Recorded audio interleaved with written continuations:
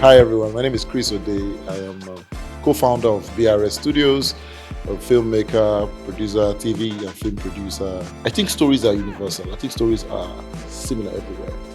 I think it's the expression, I think it's more of storytelling, how the story is told. That's what localizes it. So you see, you might have tortoise and rabbit in your village called another story. Tortoise and rabbit in Greek is another thing. This is, if you look at even Islam, Christianity, see the same Ibrahim. Everything seems similar globally. Everybody's speaking peace, love your neighbor, all of those things. It's just the way it's told. So I think African storytelling is unique because the way we think as Africans is different. I like to always cite this example. Our stories are told better under the moonlight. When the focus is one person. Either you have a campfire, go around the fire. There's always need for focus. We don't know how to tell stories in a very generic way. It has to be direct. That's how our films also need to have messaging, but also has to be deeply cultured. And also, I think we are a multicultural setup in Africa. Most African countries have multiple cultures.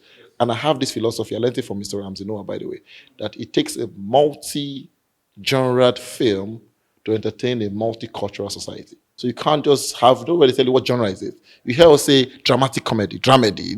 It's hard to just do drama. Yes. The whites can do one thing and enjoy it. The Western world can do one thing and enjoy it. But for us, it's a jollof. It's got to be a mix of a lot of things for it to make sense. Yeah. I asked myself, what's the last time the Western world have been attracted to art or culture, entertainment in Nigeria? And two things that came to mind is sports and oil.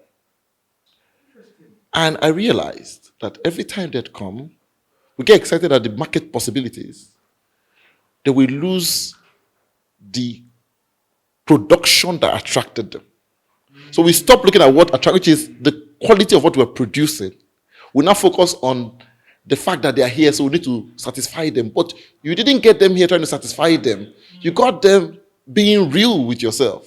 Now they are here, you're now trying to now look for stories that are, people call you on the phone and say, I need a Netflix film, I need an Amazon film. And I keep asking, what the hell is a Netflix film? What the hell is an Amazon film? What the hell is an African Magic film? They came here because they love the difference you give them in the market, the uniqueness, the peculiarity. They love that. That's why they came here.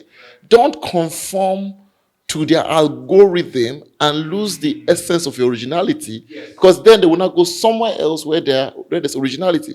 So let's not focus on the market. Let's focus on the product. Let's ask ourselves, how can this product, layer upon layer, get better every day? The better it gets, it will go beyond the two guys that are streaming right now for us. It's going to go to maybe 10, 15 of them, because then it becomes a thing. If you look at the market now, you notice that Hollywood is out of ideas. Recycle. In fact, they even recycled the recycled. When I saw Beverly Hills Cop, I enjoyed it, by the way, but I'm like, man, how bad has it gotten that everything that is dead is being brought back to life?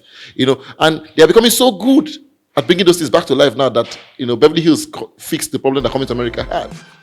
But why don't you think that, why wouldn't they think about us? Because they want to come here now and sap what we have. So let's be very, very wise to know that as far as we keep our content original, work hard to keep it authentic, they will keep coming and will keep being relevant. But the day we go from being artists to just being craftsmen or just turning out stuff, they're going to sap what they have and they're going to leave. I'll cite an example.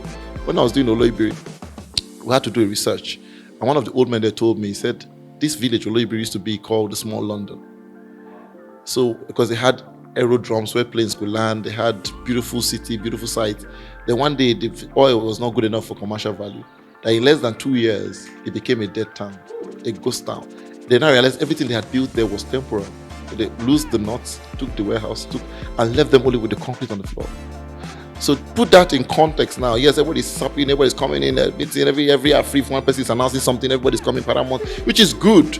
But if we're not careful, when it goes beyond commercial value, they will lose their nuts, pack their boxes, and leave.